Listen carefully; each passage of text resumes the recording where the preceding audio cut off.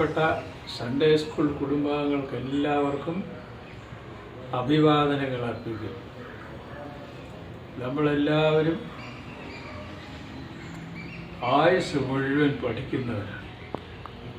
മരണം വരെയും പഠിച്ചാൽ തീരുകയില്ല. എന്നാൽ അറിവും ജ്ഞാനവും എങ്ങനെ ഉണ്ടാകും? പുസ്തകങ്ങളിൽ നിന്നും, കൂട്ടുകാരിൽ നിന്നും, പ്രകൃതിയിൽ നിന്നും, മറ്റു പല ഇപ്പോഴത്തെ സോഴ്സിൽ നിന്നൊക്കെയാണ് നമ്മൾ പഠിക്കുന്നത്. എന്നാൽ സെയിൻറ്റ് ജെയിംസ് യാക്കോബ് ശ്ലീഹായുടെ ലേഖനം 1-ാം അധ്യായം 5-ാം വാക്യം നിങ്ങൾ സൗകര്യം പോലെ വായിച്ചു. നമുക്ക് ജ്ഞാനം കുറവാണെങ്കിൽ ദൈവം നമുക്ക് തരും, ചോദിക്കണം എന്നവിടെ പറഞ്ഞിരിക്കും. ആർക്കെങ്കിലും അറിവിജ്ഞാനവും കുറവും തോന്നിയാൽ അവർ ഔദാര്യമായി കൊടുക്കുന്ന ദൈവത്തോട് ചോദിക്കട്ടെ, കിട്ടും എന്നാണ് സെൻറ്റ് ജെയിംസ് പറയുന്നത്. നമ്മുടെ അറിവുകളും ഒക്കെ കർത്താവിന് മുമ്പിൽ സമർപ്പിച്ചാൽ അദ്ദേഹം നമുക്ക് ഉത്തമമായ ജ്ഞാനം നൽകും. കാര്യങ്ങൾ വിവേചിച്ചറിയാനുള്ള കഴിവ് തരും. അനലൈസ് ചെയ്ത് പഠിക്കാനുള്ള പ്രത്യേക സിദ്ധി അദ്ദേഹം നമുക്ക് തരും. എന്താ കാരണം? എല്ലാ അറിവിൻ്റെയും ജ്ഞാനത്തിൻ്റെയും സോഴ്സ് എന്ന് പറയുന്നത് ദൈവമാണ്. ഇപ്പോൾ പരിശുദ്ധാത്മാവ് നമ്മളെ പഠിപ്പിക്കും. വിശുദ്ധ യോഹന്നാൻ്റെ സുവിശേഷത്തിൽ മറ്റു ചില സുവിശേഷങ്ങൾ കാണുന്നതാണ് 5 അപ്പം കൊണ്ട് 5000 പുരുഷന്മാരും അത്രത്തോളം അതിലധികവും സ്ത്രീകളും കുഞ്ഞുങ്ങളുമായ വലിയ ഒരു സംഘത്തിന് എല്ലാവർക്കും തൃപ്തി വരികയും അധികം വരികയും ചെയ്യത്തക്കവണ്ണം ചെറിയ ഒരു ആഹാരത്തിൻ്റെ ഒരു സ്മോൾ ക്വാണ്ടിറ്റി അത് വർദ്ധിപ്പിച്ച് കൊടുത്തതായിട്ട് വലിയൊരു അത്ഭുതമായി പോയാണ്. അതിൽ വിശുദ്ധ യോഹന്നാൻ മാത്രം പറഞ്ഞു തരുന്ന ഒരു കാര്യം, ഒരു ബാലൻ, ഒരു സൺഡേ സ്കൂൾ കുട്ടി, അവൻ്റെ കയ്യിൽ വീട്ടിൽ നിന്ന് അമ്മ കൊടുത്തു വിട്ട 5 അപ്പവും 2 മീനും ഉണ്ടായിരുന്നു. കാരണം ഒരു ദിവസം 2 ദിവസമൊക്കെ താമസിക്കേണ്ടി വന്നാൽ അതെല്ലാം കരുതി കൊടുത്താണ് നമ്മൾ വിട്ടത്. അപ്പോൾ 5000-ഉം 10000 പേരെയും കണ്ടപ്പോഴേ ശിഷ്യന്മാർ യേശുവിനോട് പറഞ്ഞു, ഇവരെ പറഞ്ഞയക്കണം, എല്ലാവർക്കും ഭക്ഷണം കൊടുക്കാൻ ഇവർ നിവർത്തി. അപ്പോഴാണ് നിങ്ങൾ കൊടുക്കണം എന്നൊക്കെ അദ്ദേഹം പറയുകയും അന്ത്രയോസ് ശ്ലീഹ വന്ന് കർത്താവിനോട് പറഞ്ഞു, ഇവിടെ ഒരു ബാലനുണ്ട്, അവൻ്റെ കയ്യിൽ 5 അപ്പവും 2 മീനുമുണ്ട്. ഈ സംഭവം വിശുദ്ധ യോഹന്നാൻ്റെ സുവിശേഷം 6-ാം അധ്യായത്തിലാണെന്ന് അറിയാമല്ലോ. അപ്പോൾ അവിടെ കയ്യിലുണ്ടായിരുന്നത് കൊണ്ടുവന്നു. 5 അപ്പം കൊണ്ട് എത്ര പേർക്ക് കൊടുക്കാനും 2 മീൻ കൊണ്ട് എത്ര പേർക്ക് വൃത്തിയാക്കാനും. പക്ഷേ അതവർ വില്ലിങ്ങായിട്ട് മുഴുവൻ കൊണ്ട് കൊടുത്തു. ഒരപ്പം തരാം, 2 അപ്പം തരാമെന്നൊന്നും പറഞ്ഞില്ല. മുഴുവൻ 5 അപ്പവും 2 മീനും കർത്താവിൻ്റെ കയ്യിൽ കൊടുത്തു. ആ ബാലൻ വളരെ മഹാമനസ്കനായിരുന്നു. അതുകൊണ്ട് അത് കയ്യിൽ വാങ്ങിച്ച് കർത്താവ് അത് വർദ്ധിപ്പിച്ചു. ഈ കഥ എന്താണെന്ന് നമുക്ക് പറഞ്ഞു തരിക. നമ്മളും ഈ കഥ വായിക്കുമ്പോൾ ഓർത്തോണം, നമുക്കും ദൈവം തന്ന കുറേ കഴിവുകളും അനുഗ്രഹങ്ങളും സിദ്ധികളും എല്ലാമുണ്ട്, സർഗശക്തിയുമുണ്ട്. ഇതെല്ലാം നമ്മൾ കർത്താവിൻ്റെ കയ്യിൽ കൊടുത്താൽ അദ്ദേഹം അത് വളർത്തി വലുതാക്കി നമുക്കും അന്യർക്കും പ്രയോജനമുള്ളതാക്കി തരും. ഈ ഒരു വലിയ പാഠമാണ്. അവിടുത്തെ ആ അത്ഭുത സംഭവത്തിൽ 5 അപ്പവും 2 മീനും കയ്യിൽ സൂക്ഷിച്ചിട്ട് പിന്നെ അത് കർത്താവിന് കൊടുത്ത ആ ബാലൻ നമ്മുടെ ഒരു ഫ്രണ്ടാണ്. അദ്ദേഹം സൺഡേ സ്കൂളിലെ വിദ്യാർത്ഥിയാണെന്ന് കരുതിക്കും. ആ ബാലൻ പറഞ്ഞിരുന്ന കഥ ഇതാണ്, ഞാനിങ്ങനെയാണ് ചെയ്തത്, ഒന്നും ബാക്കി വെച്ചില്ല, എൻ്റെ പോക്കറ്റിലൊന്നും ഞാൻ ഇട്ടില്ല, മുഴുവൻ കൊണ്ട് കർത്താവിനെ ഏൽപ്പിച്ചു. അതുകൊണ്ട് അദ്ദേഹം അത് അനുഗ്രഹിച്ചു. എനിക്കും അനുഗ്രഹം കിട്ടി. 10,000-10,000 പേർക്ക് ഭക്ഷണവും ഉണ്ടായി. ഞാൻ കൊടുത്തില്ലായിരുന്നെങ്കിൽ എന്തായിരുന്നതിൻ്റെ സ്ഥിതി? കർത്താവിന് അത്ഭുതമൊക്കെ ചെയ്യാം, പക്ഷേ മനുഷ്യരായ നമുക്ക് അതിനകത്ത് ഒരു റോളുണ്ട്, റോൾ ടു പ്ലേ. അതുകൊണ്ട് നമ്മുടെ കഴിവുകളാകട്ടെ കഴിവുകേടുകളാകട്ടെ എല്ലാം കർത്താവിൻ്റെ അടുത്ത് കൊണ്ടുവരണം. അദ്ദേഹം അനുഗ്രഹിച്ച് വർദ്ധിപ്പിച്ചു തരട്ടെ. നമ്മുടെ കഴിവുകളാകട്ടെ ആഹാരമാകട്ടെ ഒന്നുമാകട്ടെ നമുക്ക് വേണ്ടി മാത്രമല്ല, നമ്മുടെ കഴിവുകളും ജ്ഞാനമൊക്കെ വർദ്ധിക്കുന്നത് അന്യർക്കും വേണ്ടി പ്രയോജനപ്പെടാനാണ്. കൊണ്ട് കൊടുത്ത അപ്പം കർത്താവ് എടുത്ത് അനുഗ്രഹിച്ച് മുറിച്ച് ശിഷ്യന്മാരെ കൊടുത്തിട്ട് എല്ലാവർക്കും വിതരണം ചെയ്യാൻ പാടില്ല. ഈ സംഭവത്തിൽ ഏറ്റവും സന്തോഷിച്ചത് ആരായിരിക്കും? ഭക്ഷണം കഴിച്ച ആളുകളാണോ, ശിഷ്യന്മാരാണോ, യേശു ക്രിസ്തുവാണോ എന്നൊക്കെ ചോദിച്ചാൽ നമ്മുടെ ഭാഗത്ത് നോക്കിയാൽ ഏറ്റവും അധികം സന്തോഷിച്ചത് ആ ബാലനാണ്. എൻ്റെ പേര് നമുക്കറിയില്ല, നിങ്ങൾക്ക് ഇഷ്ടമുള്ള പേര് വിളിക്കാം. എന്നാൽ അവനായിരിക്കും ഇവിടെ ഞാൻ കൊണ്ടുവന്ന ഈ 5 അപ്പവും 2 മീനും വർദ്ധിച്ച് വരുന്ന കണ്ടപ്പോൾ അവന് കണ്ണ് തള്ളിപ്പോയി. വലിയൊരു അത്ഭുതം നടക്കുന്നു. അവന് വലിയ സന്തോഷമായി. ഞാനിത് കൊണ്ടുവന്ന് കൊടുത്തത് കൊണ്ട് 10,000 പേർക്ക് പ്രയോജനമുണ്ട്. വളരെ സന്തോഷമാണ്. തിരിച്ച് വീട്ടിൽ ചെന്ന് അമ്മയോട് പറയും, അമ്മ തന്ന 5 അപ്പങ്ങളും 2 മീനും അത് 10,000 പേർക്ക് കൊടുക്കത്തക്കവണ്ണം 10,000 അപ്പമായിട്ട് വർദ്ധിച്ചു. മീനും അതുപോലെ വർദ്ധിച്ചു. അപ്പോൾ അവൻ ഏറ്റവും വലിയ കൃതാർത്ഥത ഉണ്ടായത് എപ്പോഴാണ്? അവൻ്റെ കയ്യിലിരുന്നത് കർത്താവിനെ ഏൽപ്പിച്ചപ്പോഴാണ്. യേശു ക്രിസ്തുവിന് സന്തോഷമായി. ഇങ്ങനെ വേണം നമ്മളെല്ലാം, ബാലകരായാലും അല്ലാത്തവരായാലും, നമ്മൾ കർത്താവിനെ ഏൽപ്പിക്കാനും അന്യർക്ക് വേണ്ടി നമ്മൾ പ്രയത്നിക്കാനും ഈ കഥ, ഈ പാഠം നമുക്ക് പറഞ്ഞു തരുന്നുണ്ട്. ആ ബാലൻ നമ്മുടെ കൂട്ടുകാരൻ, അവരൊരു ഫ്രണ്ടായിട്ട് നമുക്ക് സ്വീകരിക്കും. അവരോട് ചോദിച്ചാൽ ഇതിൻ്റെ എല്ലാം വിശദീകരണം അവൻ പറഞ്ഞു. നമ്മുടെ സൺഡേ സ്കൂൾ ക്ലാസ്സുകൾ പഠിക്കുന്നത് വഴി ഇതുപോലെ കുറേ കാര്യങ്ങൾ നമുക്ക് പഠിക്കാം. അതിനുള്ള അവസരങ്ങൾ കിട്ടുന്നുണ്ടല്ലോ. എല്ലാവരെയും ദൈവം അനുഗ്രഹിക്കട്ടെ.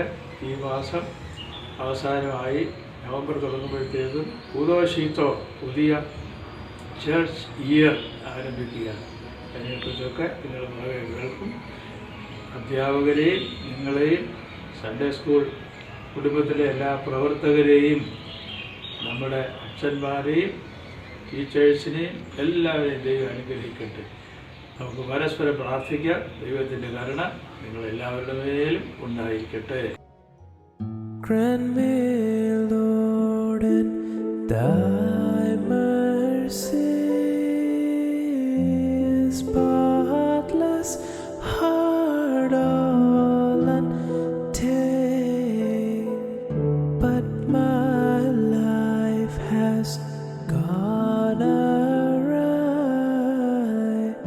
because of my countless sins. Listen to my pleas, renew thy right spirit within me. He who makes all things holy, by thy grace sanctify me. Renew thy Holy Spirit in me, Lord, thou merciful. Let him show me, Lord, thy will, and abide in a clean heart. എന്നോടയോനെ നീ എന്നെ കൺമണി പോൽ കാത്തിടണമേ. നിൻ ചിറകാലെ മറച്ചു ശൈലം എന്നെ കാക്കണമേ.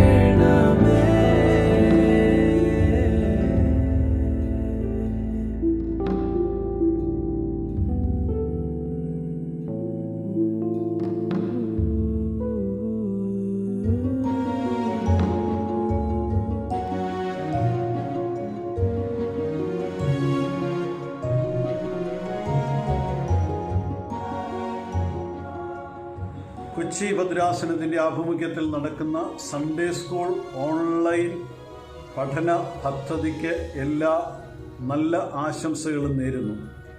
ഓൺലൈനിൽ Sunday school കുട്ടികളെ പഠിപ്പിക്കുവാനായിട്ട് ഇങ്ങനെ ക്ലാസ്സുകൾ അറേഞ്ച് ചെയ്തിരിക്കുന്ന ഭദ്രാസന നേതൃത്വത്തോട്, പ്രധാനമായിട്ടും അഭിമന്യ ഡോക്ടർ യാക്കോബ് മാർ ഐറേനിയസ് മെത്രാപ്പൊലീത്ത തിരുമേനിയോടും ഇതിൻ്റെ ചുമതല വഹിക്കുന്ന ജിജു അച്ഛനോടും സൺഡേ സ്കൂളിൻ്റെ ചുമതലക്കാരായ എല്ലാവരോടും, ഡയറക്ടർമാരും അധ്യാപകർ, ഹെഡ് മാസ്റ്റർമാർ തുടങ്ങിയ എല്ലാവരോടും പ്രത്യേകമായ അഭിനന്ദനം അറിയിക്കുന്നു. ഓൺലൈൻ പഠന പദ്ധതി ഇപ്പോൾ എല്ലാ വിദ്യാർത്ഥികൾക്കും പരിചിതമായൊരു പദ്ധതിയാണ്. COVID-19 ബാധിച്ച് ലോകമെമ്പാടുമുള്ള വിദ്യാർത്ഥികൾ വീട്ടിൽ നിന്ന് പുറത്തിറങ്ങാൻ വയ്യാതെ ഓൺലൈൻ ക്ലാസ്സുകളിലും പഠന പദ്ധതികളിലും പങ്കാളികളായിരിക്കുകയാണെന്ന് നമുക്കൊക്കെ അറിയാം.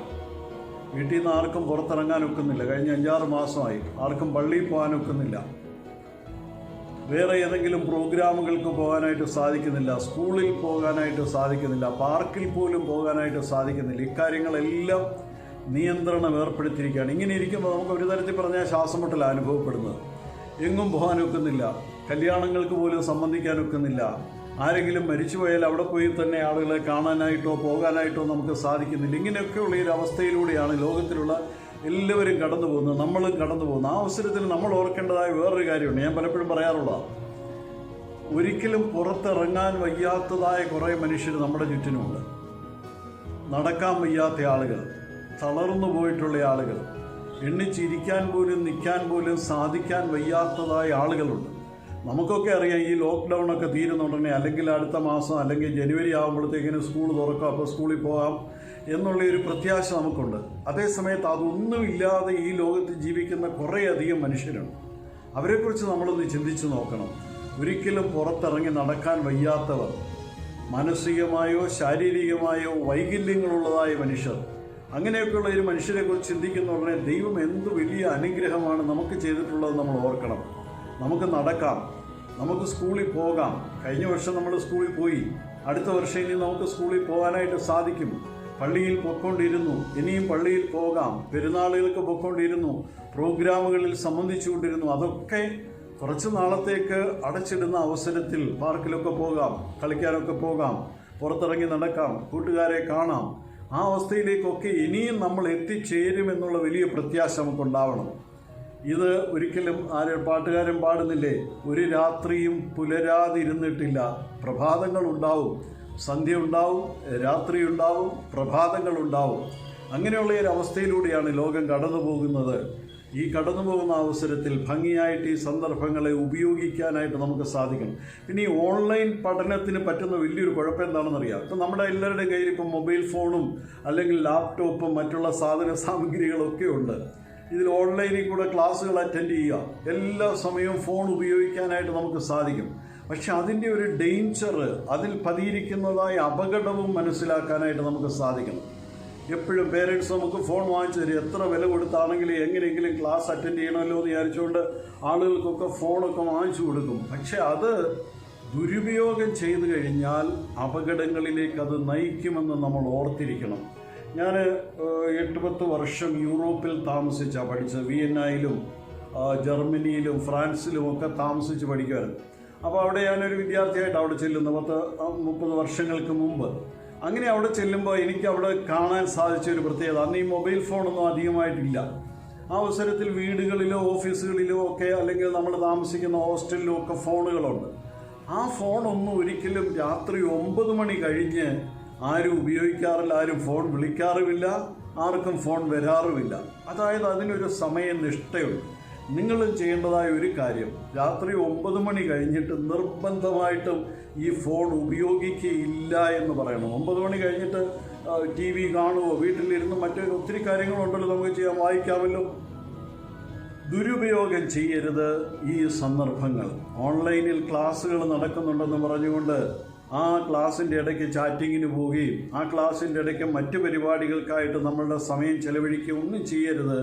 അതൊക്കെ അപകടങ്ങളിലേക്ക് നമ്മളെ നയിക്കും. ഉണ്ടായിരിക്കുന്ന സൗകര്യങ്ങൾ ഭംഗിയായിട്ട് ഉപയോഗിക്കുക. അതിൻ്റെ ദോഷവശങ്ങളെക്കുറിച്ച് ശരിയായിട്ടുള്ള ബോധം നമുക്കുണ്ടാവണം. അപ്പോൾ അത് ഭംഗിയായിട്ട് ഉപയോഗിക്കാനായിട്ട് സാധിക്കും. സൺഡേ സ്കൂളിലൊക്കെ പഠിക്കുന്ന ആളുകൾ, കുട്ടികൾ ദൈവസ്നേഹത്തെക്കുറിച്ചാണ് പറയുന്നത്. ദൈവം നമ്മളെ ഒത്തിരി സ്നേഹിക്കുന്നുണ്ട്. ആ സ്നേഹത്തെക്കുറിച്ച് മനസ്സിലാക്കാനായിട്ട് നമുക്ക് സാധിക്കണം. ദൈവസ്നേഹത്തിൻ്റെ ഈ ലോകത്തിൽ നമ്മൾ കാണുന്ന വലിയ എക്സ്പ്രഷൻസാണ് നമ്മുടെ മാതാപിതാക്കളും സഹോദരങ്ങളും ഒക്കെ നമ്മളോട് കാണിക്കുന്നതായ സ്നേഹം. വല്യപ്പച്ചന്മാർ, വല്യമ്മച്ചിമാർ, അപ്പച്ചന്മാർ, അമ്മച്ചിമാർ, പേരൻസ്, ഗ്രാൻഡ് പേരൻസ്, ഇവരൊക്കെ നമ്മളെ സ്നേഹിക്കുന്നുണ്ട്. അവരൊക്കെ ദൈവദാനമായിട്ട് അവർക്ക് കിട്ടിയിരിക്കുന്ന മക്കളെന്നുള്ള രീതിയിൽ നമ്മളെ സ്നേഹിക്കുക. കുഞ്ഞുങ്ങളെ സ്നേഹിക്കുവാനായിട്ട് മാതാപിതാക്കൾക്ക് സാധിക്കണം. അവരെ നല്ല വഴിക്ക് നയിക്കുവാനായിട്ട് അധ്യാപകർക്ക് സാധിക്കണം. നമ്മളുടെ ജീവിതയാത്രയിൽ നമ്മളെ സഹായിക്കുന്ന ഒട്ടനവധി മനുഷ്യരുണ്ട്. നമ്മളുടെ ജ്യേഷ്ഠ സഹോദരങ്ങളാകാം, നമ്മളുടെ ജ്യേഷ്ഠ സുഹൃത്തുക്കളാവാം, നമ്മളുടെ മാതാപിതാക്കളാകാം, നമ്മളുടെ പ്രിയപ്പെട്ടവർ അങ്കിളും ആൻറ്റിയും ഒക്കെ ഉണ്ട്, അധ്യാപകരുണ്ട്, പുരോഹിതന്മാരുണ്ട്. ഇവരൊക്കെ നമ്മുടെ ജീവിതയാത്രയിൽ ഒരു തരത്തിൽ അല്ലെങ്കിൽ വേറൊരു തരത്തിൽ നമ്മളെ സഹായിക്കുന്നവരാണ്. ആ സഹായിക്കുന്നവരെ നന്ദിയോടെ എപ്പോഴും അനുസ്മരിക്കുവാനായിട്ട് നമുക്ക് സാധിക്കണം. ഇപ്പോൾ നിങ്ങളൊക്കെ ഓരോരുത്തർ പഠിക്കുന്ന വിദ്യാർത്ഥികളൊക്കെ 8, 10, 15, 20 വയസ്സ് മാത്രം പ്രായമുള്ളവരാണ്. ഇനിയും ഈ ലോകയാത്രയുണ്ട്. 40, 50, 60, 80 വയസ്സുകളൊക്കെ ആകുമ്പോഴും ഈ സമയത്ത് നമ്മളെ പഠിപ്പിച്ചിട്ടുള്ള അധ്യാപകരെ, നമ്മൾക്ക് മാർഗനിർദ്ദേശം തന്നിട്ടുള്ള അങ്കിളുമാരെയും ആൻറ്റിമാരെയും ഒക്കെ ഭംഗിയായിട്ട് ഓർക്കുവാനും നന്ദി നിറഞ്ഞ ഹൃദയത്തോട് ദൈവസന്നിധിയിൽ അവരെ അനുസ്മരിക്കുവാനും നമുക്ക് സാധിക്കണം. സൺഡേ സ്കൂൾ പഠനം അനുഗ്രഹകരമാകട്ടെ. ഈ വർഷം കിട്ടുന്ന അവസരങ്ങളൊക്കെ ഭംഗിയായി ഉപയോഗിക്കുക. ഓൺലൈൻ ക്ലാസ്സുകളും ഭംഗിയായിട്ട് അറ്റൻഡ് ചെയ്യുക. അധ്യാപകർ പറയുന്നത് കേൾക്കുക. മാതാപിതാക്കളെ അനുസരിക്കുക. ഭംഗിയായിട്ട് മുമ്പോട്ട് പോകുവാൻ ദൈവം തമ്പുരാൻ നിങ്ങളെല്ലാവരെയും അനുഗ്രഹിക്കട്ടെ എന്ന് പ്രാർത്ഥിക്കുകയും ആശംസിക്കുകയും ചെയ്യുന്നു.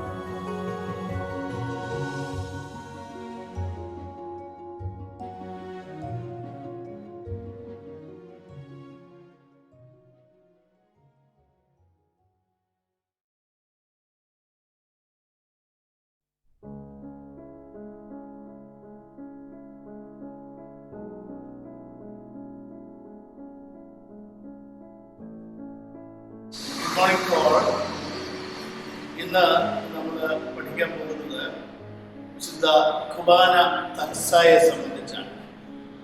അതായത് കുർബാന ക്രമമാണ് നിങ്ങളൊക്കെ പള്ളിയിൽ കുർബാന നടക്കുമ്പോൾ ഉപയോഗിച്ചുകൊണ്ടിരിക്കുന്നത്. ഇത് അച്ഛന്മാർ ഉപയോഗിക്കുന്ന പുസ്തകമാണ് കുർബാന തക്സ എന്ന് പറയുന്നത്. തക്സ എന്നുള്ള വാക്കിന് പുസ്തകം എന്നുള്ള അർത്ഥം മാത്രമേ ഉള്ളൂ. ഇംഗ്ലീഷിൽ ഹോളി ലിറ്റർജി എന്ന് പറയും, ഗ്രീക്കില് അനാഫോറ എന്ന് പറയും. ഞാൻ ഈ 3 വാക്കുകളും പറയാൻ കാരണം ഇനിയുള്ള ഇന്നത്തെ ക്ലാസ്സിൽ ഈ 3 വാക്കുകളും ഞാൻ പലപ്പോഴും ആവർത്തിച്ച് ഉപയോഗിക്കുന്നത് ആയതുകൊണ്ടാണ്. തക്സ എന്ന് സിറിയാനിയില്, ഹോളി ലിറ്റർജി എന്ന് ഇംഗ്ലീഷിൽ, അതുപോലെ അനാഫോറ എന്ന് ഗ്രീക്കിൽ. ഒരു കുർബാന തക്സായിലെ ഉൾക്കൊണ്ടിരിക്കുന്ന ഭാഗങ്ങൾ, അതിൻ്റെ പ്രത്യേകതകൾ, ഒരു കുർബാന നടക്കുമ്പോൾ അച്ഛൻ്റെ കയ്യിലിരിക്കുന്ന പുസ്തകത്തിൽ എന്തൊക്കെയാണ്, ഇതൊക്കെയാണ് നമ്മൾ ഇന്നത്തെ ക്ലാസ്സിൽ പഠിക്കാൻ പോകുന്നത്. നമുക്കൊക്കെ അറിയാം, ഞായറാഴ്ച രാവിലെ നമ്മൾ കുർബാനയ്ക്ക് വരുമ്പോൾ എല്ലാ യാമ പ്രാർത്ഥനകളും തികച്ചാണ് കുർബാന ആരംഭിക്കേണ്ടത്. തലേ ദിവസം സന്ധ്യ നമസ്കാരം തുടങ്ങി സുത്താറ, രാത്രി നമസ്കാരം, അതൊക്കെ വീടുകളിൽ വെച്ച് നടത്തും. ചില പള്ളികളിൽ രാത്രി നമസ്കാരം പള്ളിയിൽ വെച്ച് നടത്തും. അത് കഴിഞ്ഞ് നമുക്ക് പ്രഭാത പ്രാർത്ഥന, 3-ാം മണി നമസ്കാരം, 6 മണി നമസ്കാരം, 9 മണി നമസ്കാരം. ദ കാനോണിക്കൽ ഓഫീസസ്, കാനോനിക പ്രാർത്ഥന, അതൊക്കെയും തികച്ചു കഴിയുമ്പോഴാണ് വിശുദ്ധ കുർബാന ആരംഭിക്കുന്നത്. എന്നാൽ ഈ പ്രഭാത പ്രാർത്ഥനയുടെ ഒരു മധ്യഭാഗമാകുമ്പോൾ പട്ടക്കാരന് ഈ തക്സായിൽ കയ്യിൽ വെച്ച് അതിന്റെ പ്രാർത്ഥനയൊക്കെ ചൊല്ലിക്കൊണ്ട് അകത്തേക്ക് കയറും. നമ്മുടെ പട്ടക്കാരന് പരസ്യമായി ലൗഡായിട്ട് ചൊല്ലുന്ന പ്രാർത്ഥനകൾ മാത്രമേ നിങ്ങൾ കേൾക്കുന്നുള്ളൂ.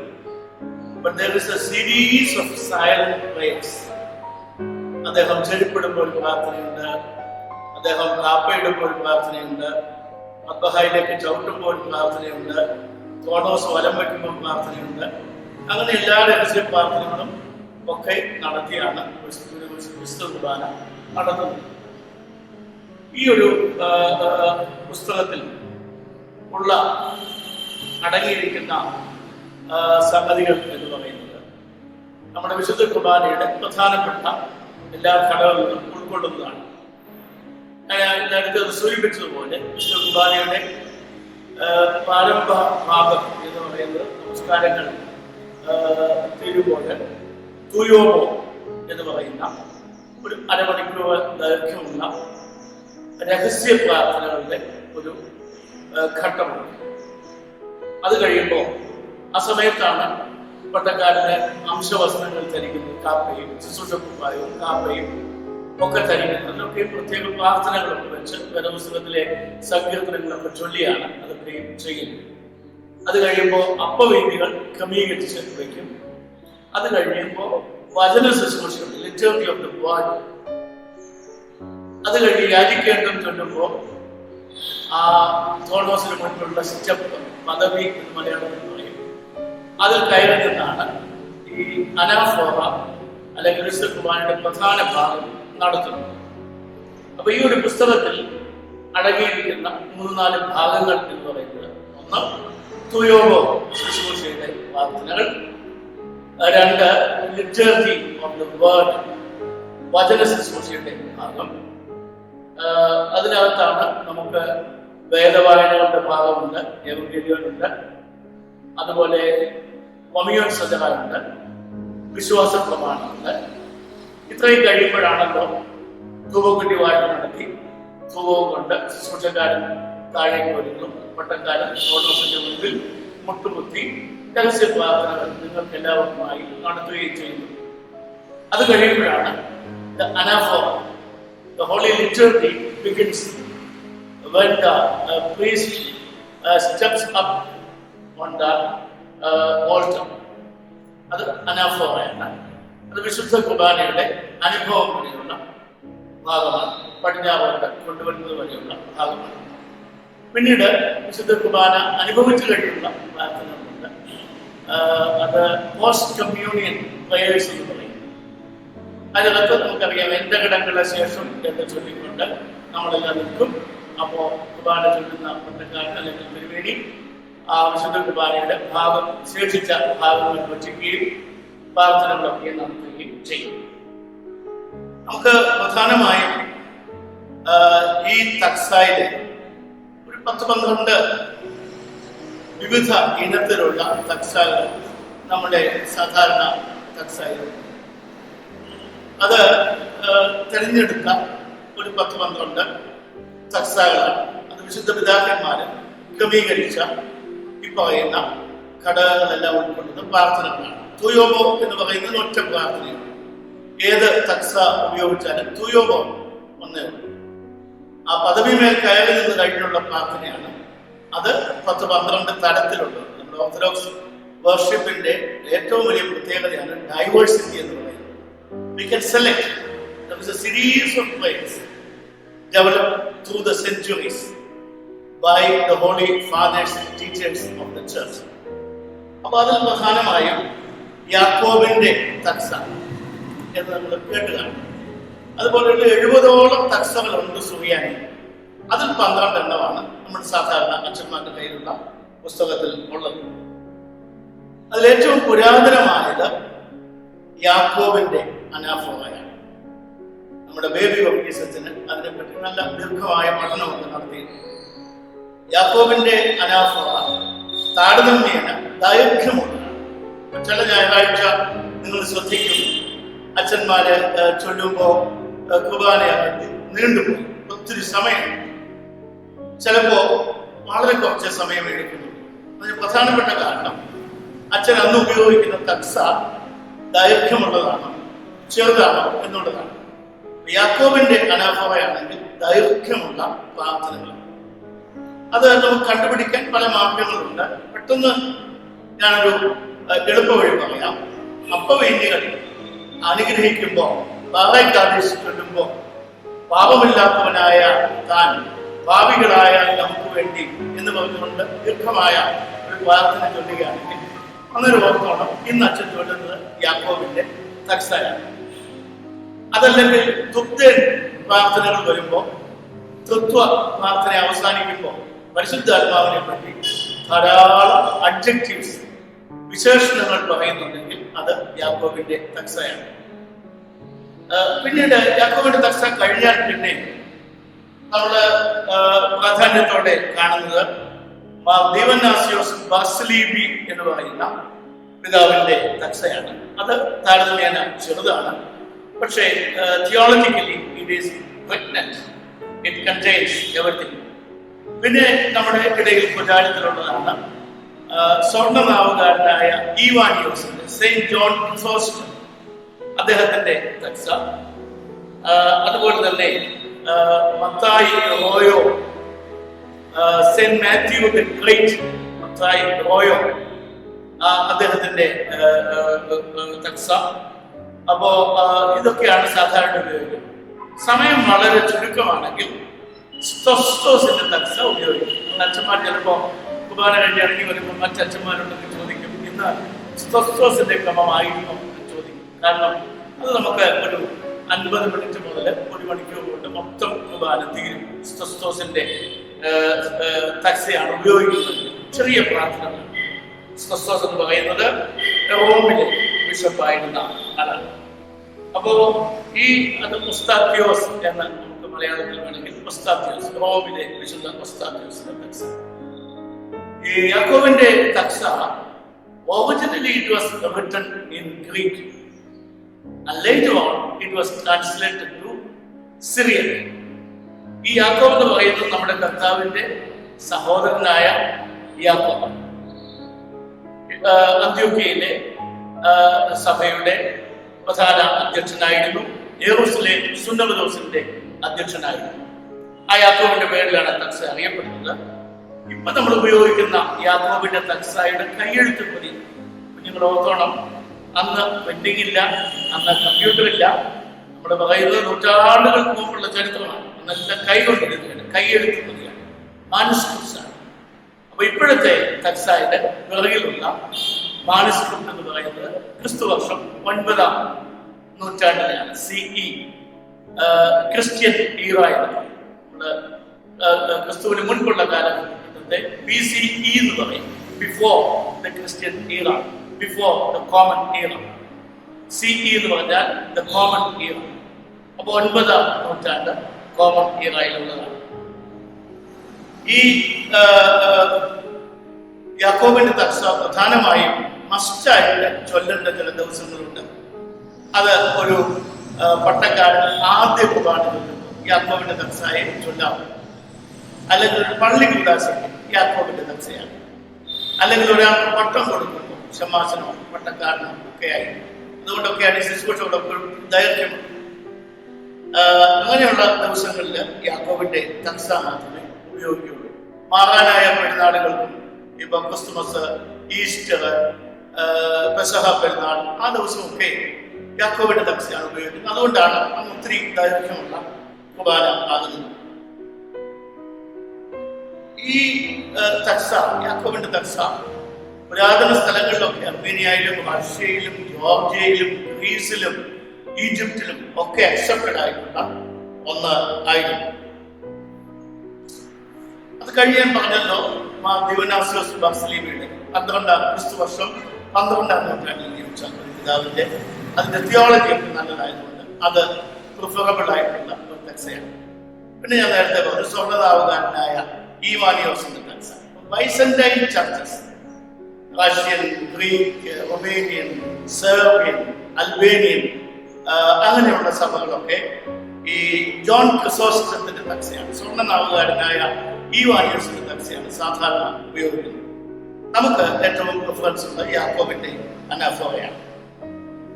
ഒരു തക്സ നൂറ്റാണ്ടുകൾ പഴക്കമുള്ളതാണ്. നമ്മുടെ ജീവിതം ഒരു ആധുനിക കാലഘട്ടത്തിലാണ്. അപ്പൊ ഇതൊക്കെ ഒന്ന് പരിഷ്കരിച്ചുകൂടെ എന്ന് ചിലപ്പോൾ ആളുകൾ ചോദിക്കും. തക്സ പരിഷ്കരണം എപ്പോഴും വലിയ പ്രയാസമുള്ള ഒരു കാര്യമാണ്. കാരണം നമ്മുടെ സഭ ഒരു അപ്പസ്തോലികമായ പുരാതന സഭയാണ്. അപ്പസ്തോലിക വിശ്വാസം നിക്കിയ, കൊസ്തന്തീനോപ്പോലിസ്, എഫേസോസ്, സുന്നതദോസുകളുടെ അടിസ്ഥാനത്തിലുള്ള വിശ്വാസമാണ് നമ്മൾ പ്രഖ്യാപിക്കുന്നത്. അതിന്റെ ആ വിശ്വാസം അനുസരിച്ചാണ് ഈ പറഞ്ഞ തക്സകളിലൊക്കെ പ്രാർത്ഥനകൾ ക്രമീകരിച്ചിരിക്കുന്നത്. അത് അപ്പവേദികൾ അനുഗ്രഹിക്കപ്പെടുകയാണെങ്കിലും ധൂപപ്പെട്ടി വാഴ്വേണ്ടിയാണെങ്കിലും അല്ലെങ്കിൽ അങ്ങനെയുള്ള എല്ലാ പ്രാർത്ഥനകളും അതിന്റെ അടിസ്ഥാനത്തിലാണ്. അത് ഒന്ന് റിവൈസ് ചെയ്യുന്ന പറയുന്നത് it is a Herculean task and it is a risk, it's an adventure, because we may commit and we may include certain heretical teachings by deviating from the original taksa. അതുകൊണ്ടാണ് ഇതൊക്കെ പരിഷ്കരിക്കാതെ ഇരിക്കുന്നത്. ചരിത്രത്തിൽ 19-ാം നൂറ്റാണ്ടിൽ CMS മിഷണറിമാരുടെ സ്വാധീനത്തിൽ ഈ തക്സായുടെ തർജ്ജമയും പരിഷ്കരണവും ഒക്കെ ആവശ്യമായി അവരുടെ ആഹ്വാനത്തിൽ വന്നു. പഴയ സെമിനാരിയിൽ പഠിപ്പിച്ചുകൊണ്ടിരുന്ന എബ്രഹാം മൽപ്പാൻ തക്സ പരിഷ്കരിച്ചത് വലിയൊരു സംഭവമായി, വിവാദമായി. സഭ രണ്ടായി വിഭജിക്കപ്പെട്ടു. മാർത്തോമാ സഭ ഉടലെടുത്തത് അങ്ങനെയാണ്. അപ്പോൾ എബ്രഹാം മൽപ്പാൻ തക്സ പരിഷ്കരിച്ചപ്പോൾ മരിച്ചവർക്ക് വേണ്ടിയുള്ള പ്രാർത്ഥനകളൊക്കെയും നീക്കം ചെയ്യും, അല്ലെങ്കിൽ ദൈവമാതാവിനുള്ള മധ്യസ്ഥതയുടെ പ്രാർത്ഥനകൾ നീക്കം ചെയ്യും. അപ്പോ അത് സഭ അംഗീകരിച്ചില്ല. എബ്രഹാം മൽപ്പാനും സംഘവും ഒക്കെ സഭയ്ക്ക് ഇതരായി തീർന്നു. മാർത്തോമാ സഭ അങ്ങനെ ഉടലെടുത്തു. എന്നാൽ തക്സായുടെ translations it is very necessary, because many of our young people they don't understand Malayalam or even Syrian. ഒരു 70-80 വർഷങ്ങൾക്ക് മുമ്പ് നമ്മുടെ തക്സാകളും പ്രാർത്ഥനകളും എല്ലാം ഇന്നത്തെ പോലെ വിഭാഗങ്ങളൊന്നുമില്ല, എല്ലാം സൂയാനിയാണ്. ആളുകൾ പള്ളിയിൽ പോയി ആകെപ്പാട് ചെയ്യുന്നത് ആമീനും കൊറിയലായി ചൊല്ലുക എന്ന് മാത്രമാണ്. എന്നാൽ ഒരു ആരാധന അർത്ഥപൂർണമായി തീരണമെങ്കിൽ ജനപങ്കാളിത്തം വളരെ ആവശ്യമാണ്. പൗലോസ് അപ്പോസ്തലൻ 1-ാം കൊരിന്ത്യർ ലേഖനം 14-ാം അധ്യായം 13 മുതൽ 19 വരെ മാതൃഭാഷയെ പറ്റിയുള്ള ചർച്ചയിൽ അദ്ദേഹം പറയുന്നുണ്ട്, ഞാൻ എങ്ങനെയാണ് മനസ്സിലാക്കാത്ത കാര്യങ്ങൾ ആമീൻ ചൊല്ലുന്നത്? ഞാൻ കേൾക്കുന്ന പ്രാർത്ഥനകൾ, കേൾക്കുന്ന പ്രസംഗങ്ങൾ എനിക്ക് മനസ്സിലാകും, എങ്കിൽ മാത്രമേ എനിക്ക് ആമീൻ കൊറിയലായി പറയുന്നുള്ളൂ. അതുകൊണ്ട് തന്നെ മലയാളം ട്രാൻസ്ലേഷന് ഒരു നീഡായിട്ട് വന്നു. സഭ അത് അംഗീകരിച്ചു.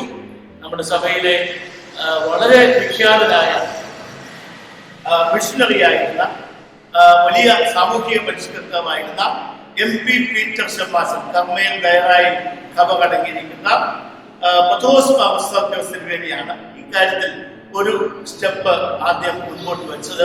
അദ്ദേഹത്തിന്റെ കാലത്ത് ഈ തക്സ മലയാളത്തിലേക്ക് തർജ്ജമ ചെയ്ത് ഒത്തിരി സർക്കുലേറ്റ് എല്ലായിടത്തും കൊണ്ടുപോയി. ഒത്തിരി എതിർപ്പുകളൊക്കെ വന്നു. പിതാക്കന്മാരൊക്കെ എതിർത്തു. ചമ്മാച്ചൻ എന്താ ഇതിൻ്റെ അകത്ത് കാര്യം? വിശുദ്ധ കുമാരൻ തക്സ പരിഷ്കരിക്കേണ്ടത് ചമ്മാച്ചന്റെ ജോലിയാണോ എന്നൊക്കെ വഴക്ക് പറഞ്ഞു. സുറിയാനി കർത്താവിന്റെ ഭാഷയല്ലേ, അതിന് മലയാളത്തിലേക്ക് മാറ്റാമോ? അത് ദളിതരുടെ ഭാഷയല്ലേ എന്നൊക്കെ ചോദിച്ചവരുണ്ട്. ഇന്ന് നമുക്കറിയാം, നമുക്ക് മലയാളം തക്സ ആയതുകൊണ്ട്, മലയാളം കുർബാനക്രമം ആയതുകൊണ്ട് we understand a lot of thing. എന്നാൽ മലയാളത്തിൽ ഒതുങ്ങി നിൽക്കുന്നില്ല നമ്മുടെ സഭ. ഇതിപ്പോ ഒരു ആഗോള സഭയാണ് മലങ്കര ക്രിസ്ത്യൻ സഭ. അപ്പോ അതുകൊണ്ട് മറ്റ് ഭാഷകളിലേക്ക് തർജ്ജമ ആവശ്യമാണ്. പത്തോസ് പൗലോസ് വേണ്ടി മലയാളത്തിലേക്ക് തർജ്ജമ ചെയ്തു. അതുപോലെ ബഥനയിലെ മട്ടക്കൽ അലക്സാന്ദ്രിയോസ് കത്തന എന്ന് പറഞ്ഞ പിതാവ്, അദ്ദേഹം ഒത്തിരി പ്രാർത്ഥനകൾ തർജ്ജമ ചെയ്തിട്ടുണ്ട്. കോലാട്ട് അബ്രഹാം മൽപ്പാൻ തർജ്ജമ ചെയ്തിട്ടുണ്ട്. നമ്മുടെ ഔഗേൻ ബാവ ഒത്തിരി കൊമ്യൂൺ സദാക്കളും പ്രാർത്ഥനകളും തർജ്ജമ ചെയ്തിട്ടുണ്ട്. കാതോലിക്ക ബാവ ആയിരുന്ന ഔഗേൻ ബാവ. മറ്റു ഭാഷകളിലേക്ക് ഉള്ള തർജ്ജമ വന്നാൽ പ്രധാനമായും ആദ്യമേ വന്ന ഒരു തർജ്ജമ ഇംഗ്ലീഷിലേക്കാണ്. അത് പുണ്യശ്ലോകനായ ഒട്ടക്കുന്നേൽ പരിശുദ്ധ ബസേലിയോസ് മാർത്തോമ മാത്യൂസ് ദ ഫസ്റ്റ്, മാത്യൂസ് പ്രഥമൻ ബാവ തിരുമേനി യാക്കോബിന്റെ അനാഫോമ ഇംഗ്ലീഷിലേക്ക് ട്രാൻസ്ലേറ്റ് ചെയ്ത് നമ്മുടെ സഭയിൽ പ്രചാരം കൊടുത്തു. അദ്ദേഹം ബാഹ്യകേരള ഭദ്രാസനങ്ങളുടെ ബിഷപ്പായി. അതുപോലെ പൗലോസ് മാർ ഗ്രിഗോറിയോസ് തിരുമേനി എക്യുമെനിക്കൽ ഫീൽഡിൽ ഒത്തിരി പ്രവർത്തിച്ചാണ്. അദ്ദേഹം ചെന്നിടത്തൊക്കെ മനസ്സിലായി ഈ ബൈസന്റൈൻകാർക്ക് ജോൺ ക്രിസോസ്റ്റത്തിന്റെ തക്സയാണ് വളരെ പ്രിയം. അതുകൊണ്ട് അവരുടെ എക്യുമെനിക്കൽ പെർസ്പെക്റ്റീവോടുകൂടി സെന്റ് ജോൺ ക്രിസോസ്റ്റം സ്വന്തം നാവുകാരനായ ഈവാനിയോസിന്റെ തക്സ ഇംഗ്ലീഷിലേക്ക് തർജ്ജമ ചെയ്തു. തമിഴിലേക്ക് തർജ്ജമ ചെയ്ത് മദ്രാസ് ഭദ്രാസനത്തിന്റെ അധിപനായിരുന്ന പത്തനാപുരം തേറായിലെ അഭിവന്യ സക്കറിയാമ ദിവനാസിയോസ് തിരുമേനി തമിഴിലേക്ക് അദ്ദേഹത്തിന്റെ നേതൃത്വത്തിൽ തമിഴിലേക്ക് തർജ്ജമ ചെയ്ത് ഞങ്ങളൊക്കെ പഴയ സെമിനാരിൽ പഠിക്കുമ്പോൾ തമിഴിൽ കുമാരനുണ്ട്. ഞാൻ ഇപ്പോഴും ഓർക്കുന്നു അദ്ദേഹത്തിന്റെ മുഴക്കമുള്ള ശബ്ദവും നമുക്കൊരു പിടിയും കിട്ടാത്ത തമിഴ് ഭാഷയും ഒക്കെയായി. കന്നഡ ഭാഷയിലേക്ക് തർജ്ജമ ചെയ്യുന്നത് ബ്രഹ്മവാമൻ ദീർഘകാലം സേവനമനുഷ്ഠിച്ച പത്തനാപുരം ദയറായിലെ എൻ ജെ തോമസ് റംബാച്ചനാണ് കന്നഡയിൽ തർജ്ജമ ചെയ്ത് കൊങ്ങിണി ഭാഷയിലെ പ്രാർത്ഥനകളുമൊക്കെയായി അദ്ദേഹം കുർബാന ചൊല്ലിയിരുന്നു. ഹിന്ദിയിലേക്ക് തർജ്ജമ ചെയ്യുന്നത് വാകത്താനം സ്വദേശിയായിരുന്ന professor doctor K M Kuriakose Pazhanji കോളേജിന്റെ പ്രിൻസിപ്പലും ബെസേലിയസ് കോളേജിന്റെ പ്രിൻസിപ്പലും ബിലായി സെന്റ് തോമസ് കോളേജിന്റെ പ്രിൻസിപ്പലുമായിരുന്ന കെ എം കുര്യാക്കോസ് ഹിന്ദിയിലെ വലിയ അവഗാഹമുള്ള ആളാണ്. അദ്ദേഹം തർജ്ജമ ചെയ്തു. കൽക്കട്ട ഭദ്രാസനത്തിന്റെ അഭിവന്യ സ്തെഫാനോസ് മാർ തേവോദോസിയോസ് തിരുമേനി അത് വെച്ച് കുർബാന ചൊല്ലി. ഞങ്ങളൊക്കെ നാഗർകോവിലൊക്കെ ആയിരിക്കുമ്പോൾ ധാരാളം ഹിന്ദി കുർബാനകൾ ചൊല്ലിയിട്ടുണ്ട്. വളരെ ഹൃദ്യമായ പ്രാർത്ഥനകളാണ്. ഹേ പരമേശ്വർ തൂ പവിത്ര ഹേ, ഹേ ശക്തിശാലി തൂ പവിത്ര ഹേ, ഹേ അവിനാശി തൂ പവിത്ര ഹേ. ദൈവമേ നീ പരിശുദ്ധനാകുന്നു, ബലവാനെ നീ പരിശുദ്ധനാകുന്നു, മരണമില്ലാത്തവനെ നീ പരിശുദ്ധനാകുന്നു. അതൊക്കെ ഹിന്ദി തക്സയിലാണ്. ബലഹീനായ ഞാൻ 5-8 കൊല്ലം ജർമ്മനിയിൽ ജീവിച്ച ആളാണ്. ജർമ്മൻ ഭാഷയിലേക്ക് ബലഹീനായ ഞാൻ നമ്മുടെ തക്സ തർജ്ജമ ചെയ്തു. അതോട് ചേർന്ന് വിശുദ്ധ കുർബാനക്രമം ഈ കഴിഞ്ഞ വിശുദ്ധ എപ്പിസ്കോപ്പൽ സിനോഡോസിൽ വെച്ച് കുർബാനക്രമത്തിന് അംഗീകാരം കിട്ടി. അത് ഞാനും പ്രൊഫസർ ജോസഫ് പി സാറിലൂടെയാണ് കുർബാനക്രമം ഇപ്പോൾ തയ്യാറാക്കി. അതിനകത്ത് ഇംഗ്ലീഷ് സോങ്സും എം പി ജോർജിന്റെ മ്യൂസിക് നൊട്ടേഷനും നമുക്ക് ചേർത്ത് താമസിയാതെ പരിമല പെരുന്നാളിനോട് കൂടിയ കുർബാനക്രമം നിങ്ങളുടെ കയ്യിലെത്തും. തക്സ അടുത്ത സുന്നത ദിവസത്തിൽ അവതരിപ്പിക്കാനായിട്ട് തയ്യാറെടുക്കുകയുമാണ്. അപ്പൊ തക്സയുടെ കാര്യം അത്രയുമായി. ഇനിയുമുള്ളത് നമ്മുടെ വിശുദ്ധ കുർബാനക്രമത്തിന്റെ കാര്യങ്ങൾ. നിങ്ങളൊക്കെ വിശുദ്ധ കുർബാനയെ സംബന്ധിക്കുന്നു പിടിച്ചുകൊണ്ടിരിക്കുന്ന കുർബാനക്രമം. ഇത് ജനങ്ങൾ ഉപയോഗിക്കുന്ന കുർബാന. ഇതിനകത്ത് പ്രധാനമായും 7 യാമങ്ങളിലെ പ്രാർത്ഥന. അത് തന്നെ 2 സീസൺസ് ഉണ്ട്. സ്ലീബ നമസ്കാരമുണ്ട്, ഖെംദ നമസ്കാരം. അപ്പൊ നമ്മൾ ഈ സെപ്റ്റംബർ 14 വരെ ഖെംദ നമസ്കാരം ചൊല്ലുന്നത് കഴിഞ്ഞ ഈസ്റ്റർ മുതൽ. ഈ സെപ്റ്റംബർ 14 മുതൽ സ്ലീബ പെരുന്നാൾ മുതൽ സ്ലീബ നമസ്കാരം കാനോനിക്കൽ ഓഫീസേഴ്സ് ഉണ്ട്. പിന്നീട് ഇതിനകത്ത് നമ്മുടെ കുർബാനയ്ക്ക് ആവശ്യമായ പാട്ടുകൾ എല്ലാം ചേർത്തിട്ടുണ്ട്. ഈ കുർബാനക്രമം തയ്യാറാക്കിയത് വട്ടക്കുന്നേൽ പരിശുദ്ധ ബസേലിയോസ് മാർത്തോമ മാത്യൂസ് പ്രഥമൻ ബാവ തിരുമേനിയാണ്. അതുപോലെ കുർബാന തുടങ്ങി കഴിയുമ്പോൾ ശുശ്രൂഷക്കാർക്ക് വേണ്ട പ്രതിവാക്യങ്ങൾ, പ്രാർത്ഥനകൾ അതൊക്കെ ഉണ്ട്. അതുപോലെ ജനങ്ങൾ പറയേണ്ട പ്രതിവാക്യങ്ങൾ, നമുക്ക് ഓരോന്നിനും പ്രതിവാക്യങ്ങളുണ്ട്. ആമീനും റിയലൈസറും സ്തവൻകാലസും അല്ല, അതല്ലാത്ത പ്രതിവാക്യങ്ങളും പിന്നെ നമ്മൾ ചൊല്ലുന്നുണ്ടല്ലോ, അതൊക്കെ ഉണ്ട്. പിന്നെ ഇന്റർചേഞ്ചബിൾ ആയിട്ടുള്ള സോങ്സ് സ്പെഷ്യൽ സൺഡേസിൽ ചൊല്ലാറില്ല. ക്രിസ്തുമസിനുള്ള ഏതൊക്കെയും കഴിഞ്ഞുള്ള പാട്ട്, അൻപുടയുടെ സമയത്തെ പാട്ട്, അങ്ങനെയുള്ള സ്പെഷ്യൽ സോങ്സ് അതെല്ലാം ഇതിനകത്തുണ്ട്. ഈ പാട്ടുകൾ പറയുമ്പോൾ ഒരു പേര് എടുത്തു പറയണം. സഭാംഗി CP ചാണ്ടിസാറാണ്. നമ്മുടെ കുർബാനയിലെ ഗീതങ്ങളൊക്കെ മലയാളത്തിന്റെ വലിയ അവകാശം നേടിയ ആളായതുകൊണ്ട് ആ സുറിയാനി രാഗം മാറാതെ, ഈണം മാറാതെ മലയാള ഭാഷ അതിനനുസരിച്ച് ചിട്ടപ്പെടുത്തി വന്നു. നമ്മുടെ അഭിവന്യ യാക്കോബ് ഐറേനിയസിന് വേണ്ടി അക്കാര്യത്തിൽ വളരെ വൈഭവമുള്ള ഒരു പിതാവാണ്.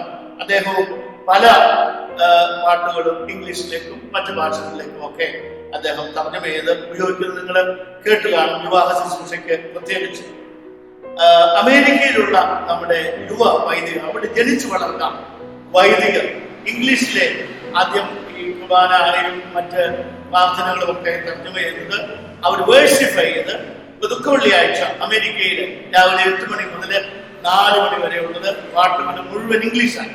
പക്ഷെ tune will be Syrian, that means Syrian Malayalam. അപ്പൊ അതിലും അഭിനന്ദനത്തിന് വേണ്ടിയൊക്കെ ഒത്തിരി അവരെ സഹായിച്ചിട്ടുണ്ട് എന്ന് ഞാൻ മനസ്സിലാക്കുന്നു.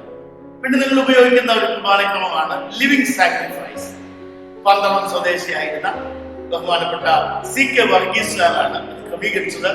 അതിന്റെ പ്രയോജനം എന്ന് പറഞ്ഞാൽ ഈ ഓരോ പാട്ടിന്റെയും പിറകിലുള്ള വേദപുസ്തക ഭാഗങ്ങൾ പ്രാർത്ഥനയുടെ ഭാഗത്ത് നമ്മുടെ സഭ വേദപുസ്തക അധിഷ്ഠിതമാണ് തെളിയിക്കാൻ വേണ്ടി മലയാളം അധ്യാപകൻ കൂടിയായിരുന്ന അദ്ദേഹം വളരെ കഠിന പ്രയത്നം ചെയ്ത് ലിവിങ് സാക്രിഫൈസ്, ജീവനുള്ള ബലി മലയാളത്തിലും ഇംഗ്ലീഷിലും അദ്ദേഹം ക്രമീകരിച്ചിട്ടുണ്ട്. ഇങ്ങനെ നമ്മുടെ യുവജനങ്ങളെ ഓർത്താണ് ഈ പരിഭാഷകളും ഈ ലിവിങ് സാക്രിഫൈസും ഒക്കെ ഉണ്ടായിരിക്കും. നിങ്ങളെല്ലാം പള്ളിയിൽ പോകുമ്പോൾ വിശുദ്ധ കുർബാനക്രമം കൊണ്ടുപോവുകയും ഓരോ പതിവാക്യവും നമ്മുടെ കുർബാന പൂർണ്ണമാകണമെങ്കിൽ പട്ടക്കാരൻ മാത്രം പ്രാർത്ഥന എഴുതിയെന്ന് പോരാ, അതിന്റെ ശുശ്രൂഷക്കാരന്റെ പ്രാർത്ഥനകൾ പതിവാക്യങ്ങളുണ്ട്, ജനങ്ങളുടെ റെസ്പോൺസസ്, ഇതെല്ലാം കൂടെ ചേരുമ്പോഴാണ് വിശുദ്ധ കുർബാന പൂർണ്ണമായി തീരുന്നത്. അല്ലാതെ അച്ഛൻ മാത്രം ചൊല്ലി ജനങ്ങൾ കാഴ്ചക്കാരായി നിൽക്കുകയല്ല. അതുകൊണ്ട് ഞാനിതൊക്കെ പറഞ്ഞത് നിങ്ങൾ ഉപയോഗിക്കുന്ന കുർബാനക്രമം എന്താണെന്ന് മനസ്സിലാക്കാൻ, അച്ഛൻ അവിടെ എന്താണ് ചെയ്യുന്നതെന്ന് മനസ്സിലാക്കാൻ. ഞാൻ നേരത്തെ സൂചിപ്പിച്ചു, പരസ്യ പ്രാർത്ഥനകൾ മാത്രമല്ല നമുക്കുള്ളത്, രഹസ്യ പ്രാർത്ഥനകൾ ധാരാളമുണ്ട്. അതൊക്കെയും വളരെ ആഴമായ സത്യങ്ങൾ ഉൾക്കൊള്ളുന്നതാണ്, നമ്മളെ ദൈവത്തിലേക്ക് അടുപ്പിക്കുന്നതാണ്. ദൈവം നിങ്ങളെ എല്ലാവരെയും അനുഗ്രഹിക്കുമാറാകട്ടെ എന്ന് പ്രാർത്ഥിക്കുകയും ചെയ്യുന്നു.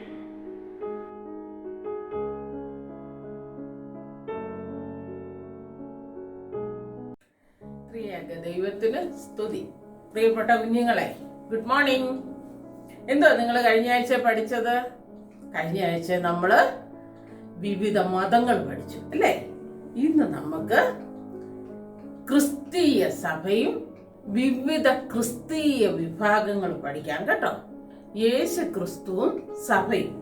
യേശു ക്രിസ്തു സഭ സ്ഥാപിക്കുമെന്ന് പറഞ്ഞിരുന്നു അല്ലേ? വിശുദ്ധ മത്തായി 16-ാം അധ്യായം 18-ാം വാക്യത്തിൽ പറയുന്നുണ്ട്, നീ പത്രോസ് ആകുന്നു, ഈ പാറമേൽ ഞാൻ എൻ്റെ സഭയെ പണിയും.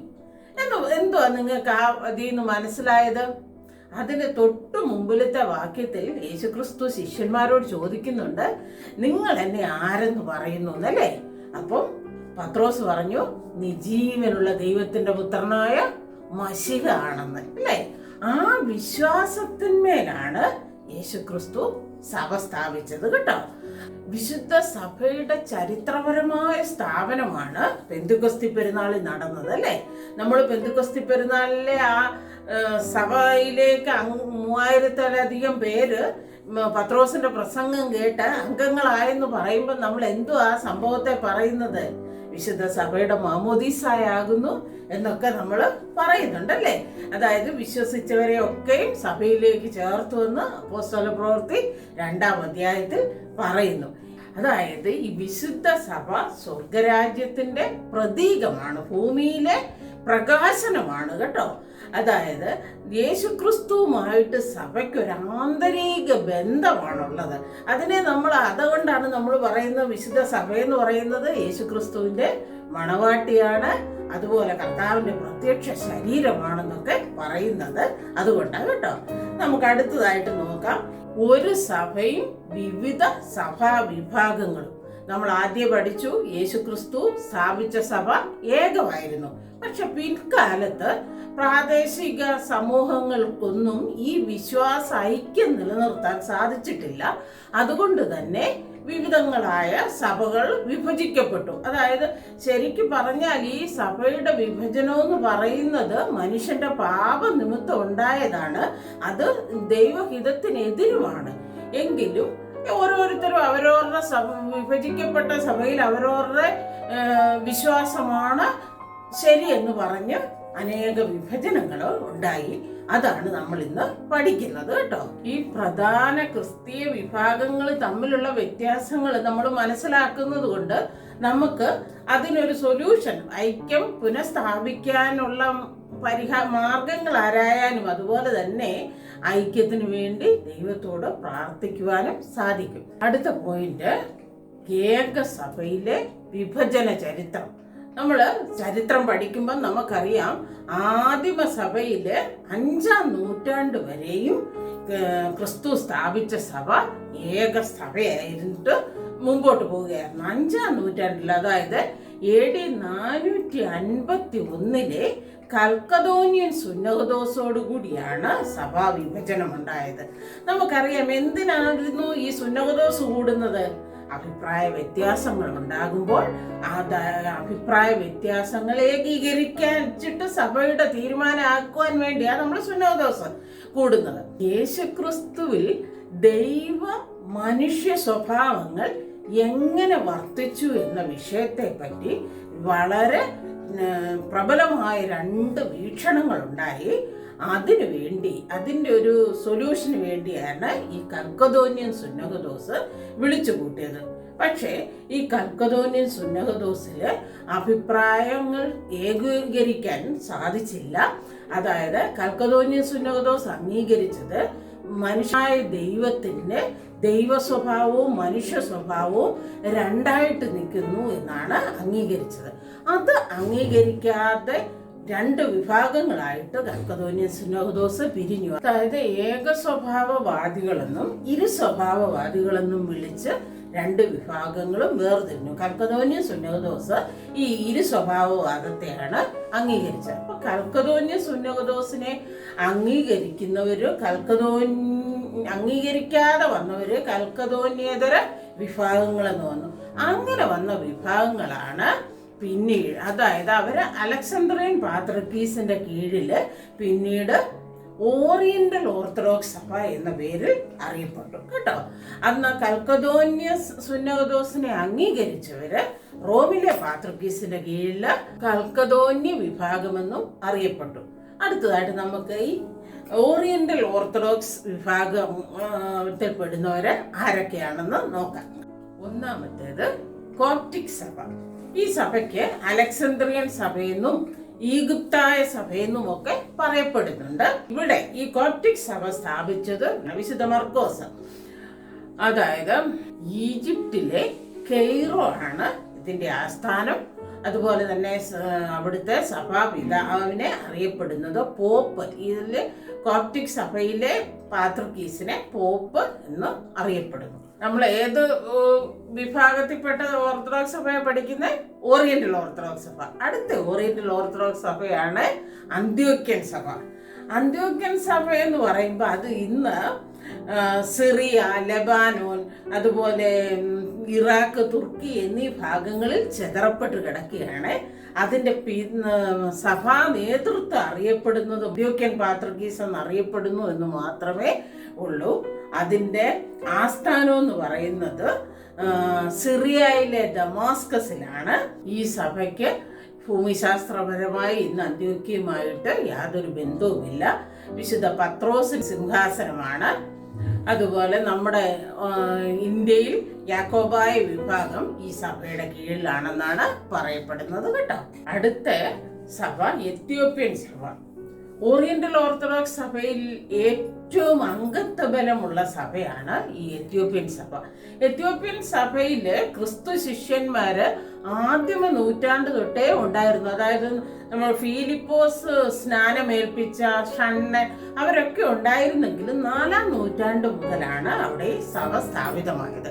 അതായത് പ്രധാനമായിട്ട് സഭ സ്ഥാപിച്ചത് സിറിയയിൽ നിന്ന് വന്ന 9 സന്യാസിമാരും അതുപോലെ ഫ്രൂമെൻഷ്യസിന്റെയും എഡീഷ്യസിന്റെയും പൈതൃകമാണ്. അവരാണ് അവിടെ സഭ സ്ഥാപിച്ചത് കേട്ടോ. അതുപോലെ തന്നെ ഈ എത്യോപ്യൻ സഭയ്ക്ക് കോപ്റ്റിക് സഭയുടെ ആത്മീക മേൽവിചാരകത്വം ഉണ്ടായിരുന്നു കേട്ടോ. എത്യോപ്യൻ സഭയുടെ തലവൻ അറിയപ്പെടുന്നത് പാത്രിക്കീസ് എന്നാണ് കേട്ടോ. ഇതിന്റെ ആസ്ഥാനം ആഡീസ് അബാബയിലാണ് കേട്ടോ. അടുത്ത ഓറിയന്റൽ ഓർത്തഡോക്സ് സഭയാണ് അർമീനിയൻ സഭ. അർമീനിയൻ സഭ 4-ാം നൂറ്റാണ്ടില് രാജാവും ഒരു രാജ്യവും മൊത്തം ക്രിസ്ത്യാനികളായ ചരിത്രമാണ് അർമീനിയൻ സഭയ്ക്ക് കേട്ടോ. അർമീനിയൻ സഭ ആരുടെ സിംഹാസനമാണ്?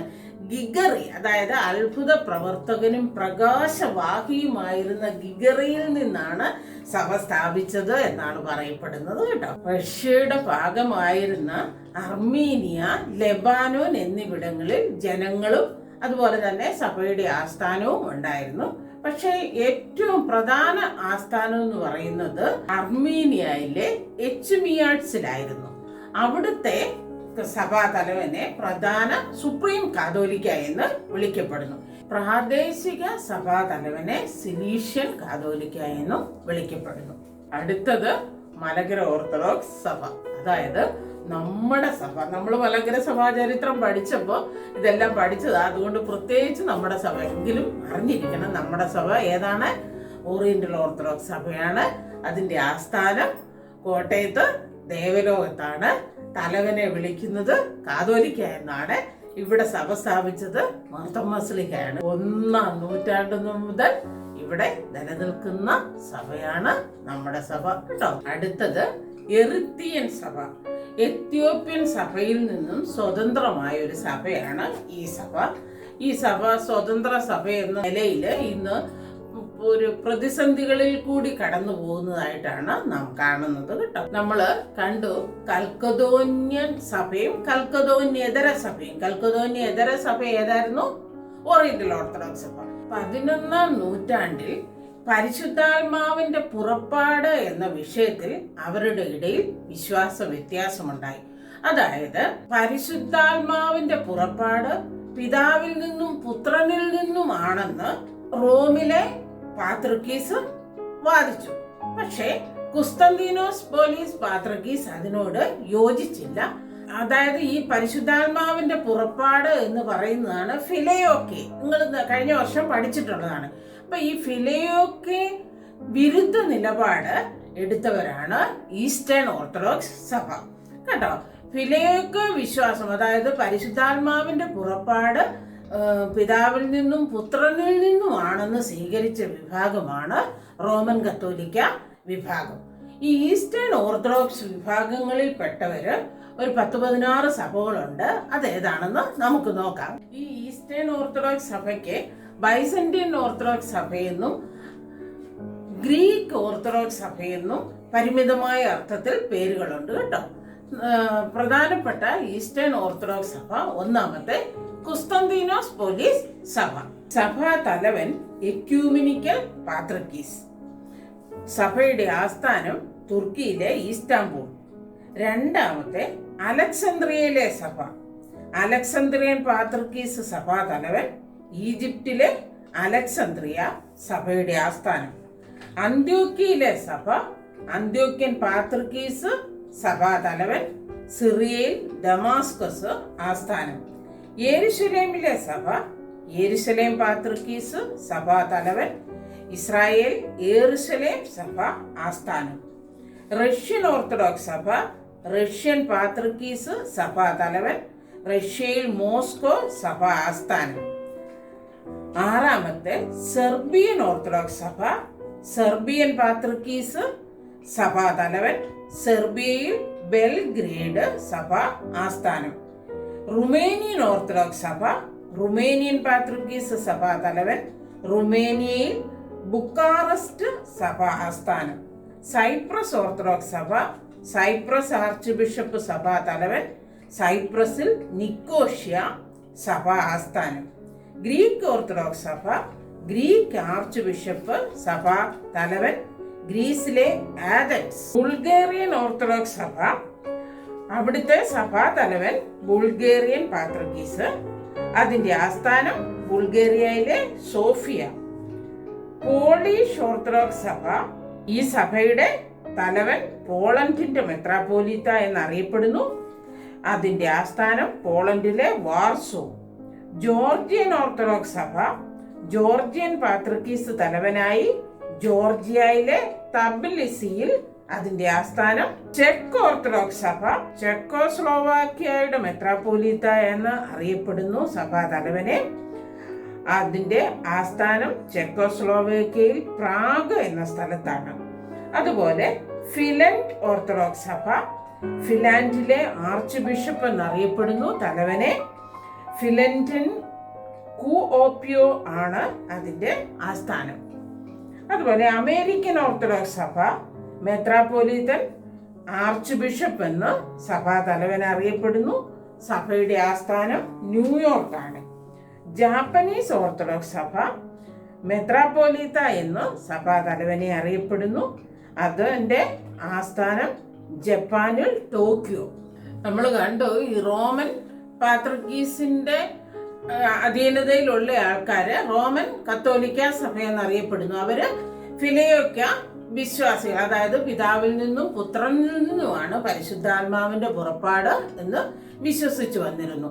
അവര് 16-ാം നൂറ്റാണ്ട് വരെയും ആ വിശ്വാസത്തിൽ പിന്തുടർന്നു. പക്ഷെ 16-ാം നൂറ്റാണ്ടില് ഒരു കത്തോലിക്കൻ പുരോഹിതനായിരുന്ന മാർട്ടിൻ ലൂതർ, നിങ്ങൾ 10ാം ക്ലാസ് പഠിച്ചിട്ടുണ്ട്, ഈ മാർട്ടിൻ ലൂതർ കത്തോലിക്ക സഭയിലെ അനാചാരങ്ങൾക്കെതിരെ ശബ്ദമുയർത്തി.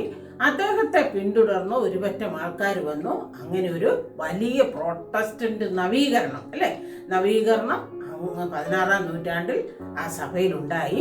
പിന്നീട് സത്യം പറഞ്ഞാൽ ഒരുപാട് പ്രോട്ടസ്റ്റന്റ് നവീകരണങ്ങൾ ഉണ്ടായി. അത് ശരിക്കും സഭ എന്ന് വിളിക്കുവാൻ പോലും പറ്റാതെ അവരെ വിളിക്കുന്നതാണ് സെക്ടേറിയൻ വിഭാഗങ്ങൾ എന്ന് വിളിക്കപ്പെടുന്നു. അപ്പൊ ചുരുക്കം പറഞ്ഞാല് എത്ര വിഭജനങ്ങളുണ്ടായി? പ്രധാനമായിട്ട് 3 വിഭജനങ്ങളാണ് ഉണ്ടായത്. എന്നൊക്കെയായിരുന്നു 5-ാം നൂറ്റാണ്ടിലും അതുപോലെ തന്നെ 11-ാം നൂറ്റാണ്ടിലും 16-ാം നൂറ്റാണ്ടിലും സഭയിൽ പ്രധാനപ്പെട്ട 3 വിഭജനങ്ങൾ നടന്നു. അടുത്തതായിട്ട് നമുക്ക് പ്രധാന ക്രിസ്തീയ വിഭാഗങ്ങളിലെ വിശ്വാസാചാരപരമായ ചില പ്രത്യേകതകൾ നോക്കാം കേട്ടോ. അതായത് ഏറ്റവും പ്രധാനപ്പെട്ട ക്രിസ്തീയ വിഭാഗങ്ങൾ ഒന്നാമത് നമ്മൾ പഠിച്ചു ഓറിയന്റൽ ഓർത്തഡോക്സ് സഭ.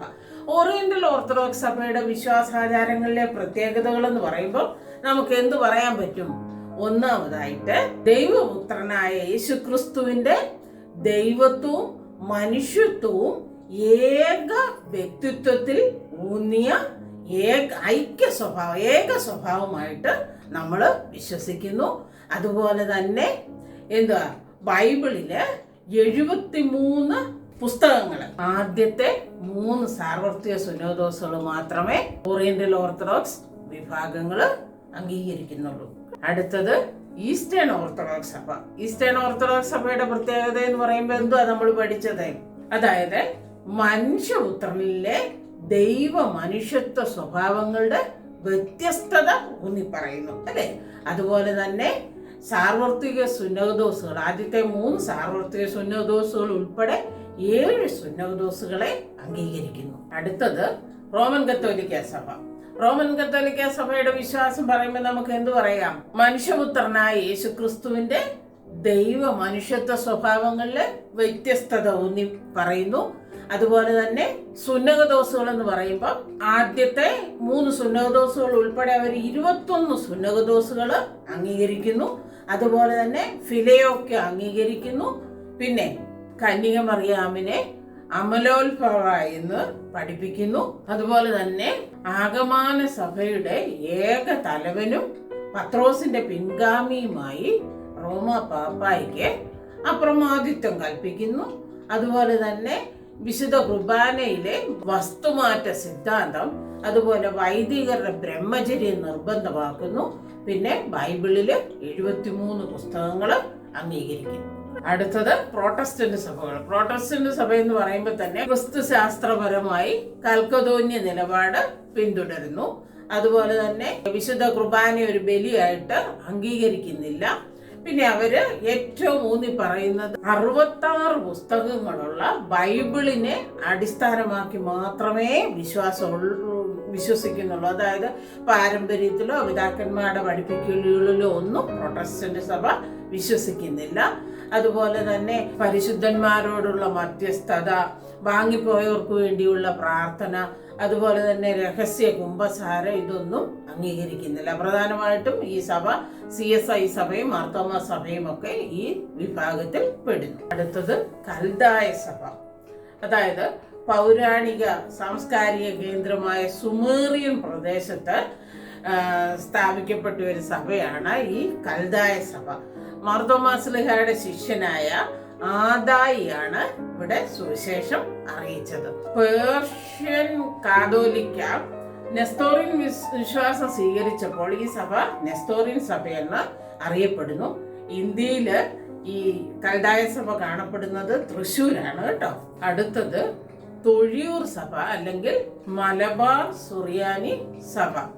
അതായത് കൂറിലോസ് മലങ്കര സഭയിൽ ആയിരുന്നപ്പോൾ അദ്ദേഹത്തെ സഹായിച്ചിരുന്ന കാട്ടുമങ്ങാട്ട് എബ്രഹാം റംബാനെ അദ്ദേഹം കൂറിലോസ് എന്ന നാമത്തിൽ മലങ്കര സഭയുടെ അനുവാദമോ അറിവോ കൂടാതെ മെത്രാനായിട്ട് വാഴിച്ചു. അതേ തുടർന്ന് ശരിക്കും പറഞ്ഞ വ്യവഹാരങ്ങൾ കോടതി വിധി പ്രകാരം അല്ലെങ്കിൽ കോടതി നിർദ്ദേശാനുസരണം ഇദ്ദേഹം ഈ തിരുവിതാംകൂർ കൊച്ചിയിൽ നിന്ന് ഈ ബ്രിട്ടീഷ് മലബാറിന്റെ പ്രദേശമായ തൊഴിയൂരിലേക്ക് അദ്ദേഹം താമസം മാറ്റി. അദ്ദേഹത്തിന്റെ പിൻഗാമികളും കൂടെ നിന്നവരും ഉൾപ്പെടുന്നതാണ് ഈ തൊഴിയൂർ സഭ. അടുത്തത് CSI സഭ.